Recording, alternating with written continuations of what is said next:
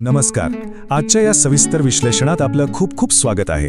आजकाल पाहिलं तर कॉलेजचं विश्व असो किंवा नोकरीची अगदी सुरुवातीची वर्ष असोत, ताणतणाव आणि स्पर्धा ही जणू आपल्या रोजच्या जगण्याची सवयच बनली आहे, बरोबर ना?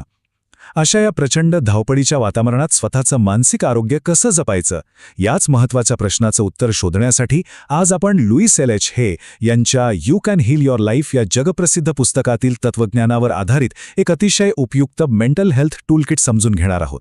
चला तर मग वेळ न दवडता यावर सविस्तर चर्चा करूया आणि पाहूया हे साधन आपण रोजच्या जीवनात कसं वापरू शकतो. पहा, एक अत्यंत रंजक पण सुरुवातीला थोडी अस्वस्थ करणारी गोष्ट म्हणजे हे विधान, मी माझ्या आयुष्यातील प्रत्येक अनुभवासाठी 100% जबाबदार आहे. होतं काय की जेव्हा आपण अपयशी ठरतो किंवा दुःखी असतो तेव्हा आपण अगदी सहजपणे परिस्थितीवर किंवा दुसऱ्या व्यक्तीवर खापर फोडतो. आपण स्वतःला एक प्रकारे बळी किंवा विक्टिम समजतो. पण लुईस हे इथे खूप स्पष्टपणे सांगतात की जेव्हा आपण आपल्या अनुभवांची संपूर्ण जबाबदारी स्वीकारतो ना, तेव्हाच आपल्याकडे ती परिस्थिती बदलण्याची खऱ्या अर्थाने शक्ती येते. हा विचार आपल्या मनाला परावलंबित्वातून बाहेर काढतो आणि आयुष्याचं स्टिअरिंग व्हील आपल्या स्वतःच्या हातात देतो.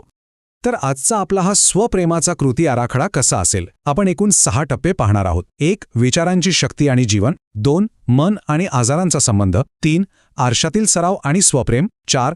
आत्मविश्वास वाढवण्याच्या 3 सवयी. 5. क्षमाशीलता, कठीण प्रसंगात मनःशांती. आणि शेवटी 6. संपूर्ण दिवसासाठी काही सकारात्मक विधाने. चला तर मग आपल्या पहिल्या भागापासून सुरुवात करूया. विचारांची शक्ती आणि जीवन. तुम्हाला माहितीये का, आपण आज जे विचार निवडतो ते अक्षरशः आपल्या उद्याच्या अनुभवांची पेरणी करत असतात. इथला सर्वात महत्त्वाचा नियम असा आहे की हे विश्व आपल्याला नेहमीच पाठिंबा देतं. म्हणजेच आपण स्वतःबद्दल जे काही मानतो तेच सत्य म्हणून आपल्यासमोर उभं राहतं. उदाहरणच द्यायचं झालं तर जर एखाद्या विद्यार्थ्याला सतत वाटत असेल की तो अभ्यासात कच्चा आहे किंवा त्याच्याकडून काहीच होणार नाही, तर हे जग त्याला तशीच वागणूक देईल. याउलट जेव्हा आपण स्वतःची आंतरिक शक्ती ओळखतो, स्वतःला सामर्थ्यवान मानतो, तेव्हा सकारात्मक संधी आपोआप आपल्याकडे चालून येतात. हे अगदी एखाद्या सेल्फ फुलफिलिंग प्रोफेसीसारखं काम करतं. आता हे 2 विचार पहा. अनेकदा कॉलेजमध्ये असताना किंवा नवीन नोकरीत आपल्याला वाटतं, अरे माझ्याकडे तर पैसेच नाहीयेत किंवा माझ्याकडे वेळच नाहीये. ही झाली अभावाची भावना. पण हाच आंतरिक संवाद जर आपण थोडासा बदलला आणि म्हटलं, विश्व माझ्या सर्व गरजा पूर्ण करत आहे, तर काय होईल? आपली चिंता लगेच कमी होते. आपण समस्येवर रडत बसण्याऐवजी उपायांवर लक्ष केंद्रित करू लागतो. अभावाच्या भावनेतून बाहेर पडून आपण एका सुरक्षितेच्या प्रवाहात सामील होतो. आता वळूया दुसऱ्या महत्त्वाच्या टप्प्याकडे, मन आणि आजारांचा संबंध. लुईस हे यांच्या मते राग, सततची टीका, अपराधीपणाची भावना आणि भीती या 4 मुख्य भावना खऱ्या अर्थाने नकारात्मकतेचं मूळ आहेत. आपण या भावनांची तुलना आपल्या स्मार्टफोनच्या बॅकग्राऊंडमध्ये चालू असलेल्या ॲप्सशी करू शकतो. ज्याप्रमाणे न वापरताही हे ॲप्स आपल्या फोनची बॅटरी संपवतात ना, अगदी त्याचप्रमाणे मनात धरून ठेवलेला राग आणि भीती आपल्या शरीराची नैसर्गिक ऊर्जा शोषून घेतात आणि चांगल्या गोष्टींच्या प्रवाहात मोठा अडथळा निर्माण करतात. आता हेच पहा ना, विद्यार्थ्यांमध्ये आणि तरुणांमध्ये सामान्यतः आढळणारी शारीरिक त्रास आणि त्यांची मानसिक कारणे किती जोडलेली आहेत. उदाहरणार्थ, परीक्षेच्या आधी अचानक पोटात का दुखतं? कारण ती नवीन अनुभव पचवण्याची भीती असते. सततची डोकेदुखी ही स्वतःवर अविश्वास दाखवल्यामुळे किंवा स्वतःची सतत टीका करण्यामुळे असू शकते. तर पाठदुखीचा थेट संबंध जीवनात आर्थिक किंवा भावनिक आधाराचा अभाव वाटण्याशी असतो. शारीरिक वेदनांचा उगम हा अनेकदा आपल्या आत चाललेल्या भावनिक संघर्षातच असतो, हे इथं अगदी स्पष्ट होतं. तिसरा भाग आहे आरशातील सराव आणि स्वप्रेम. हा खऱ्या अर्थाने एक गेम चेंजर टप्पा आहे. स्वतःवर प्रेम करणं आणि स्वतःचा स्वीकार करणं ही सर्व चमत्कारांची गुरुकिल्ली आहे. हे फक्त ऐकायला छान वाटणारं वाक्य नाहीये.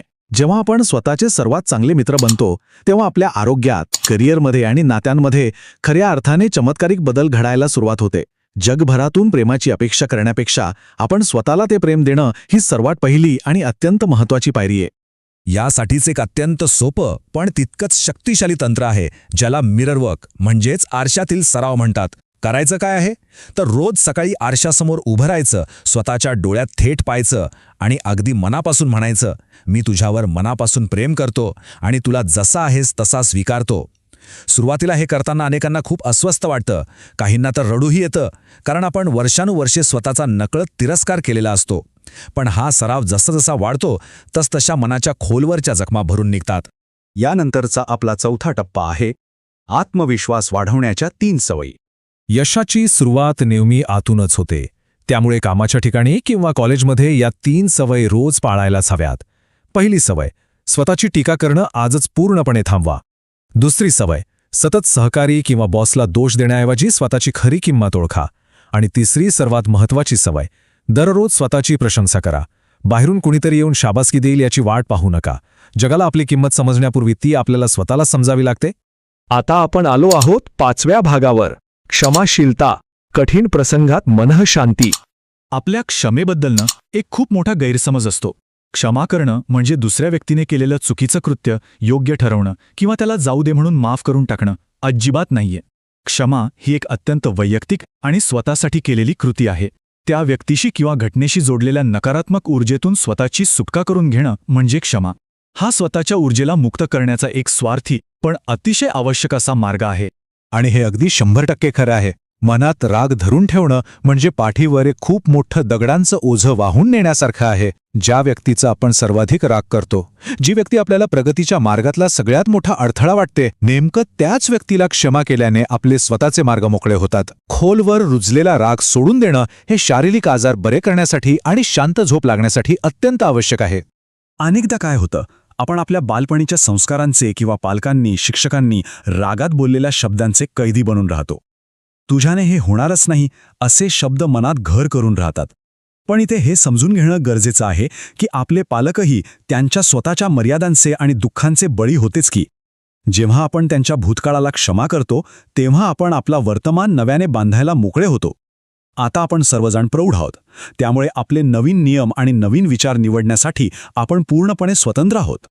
आता शेवटचा आणि अत्यंत महत्त्वाचा 6वा टप्पा, संपूर्ण दिवसासाठी सकारात्मक विधाने.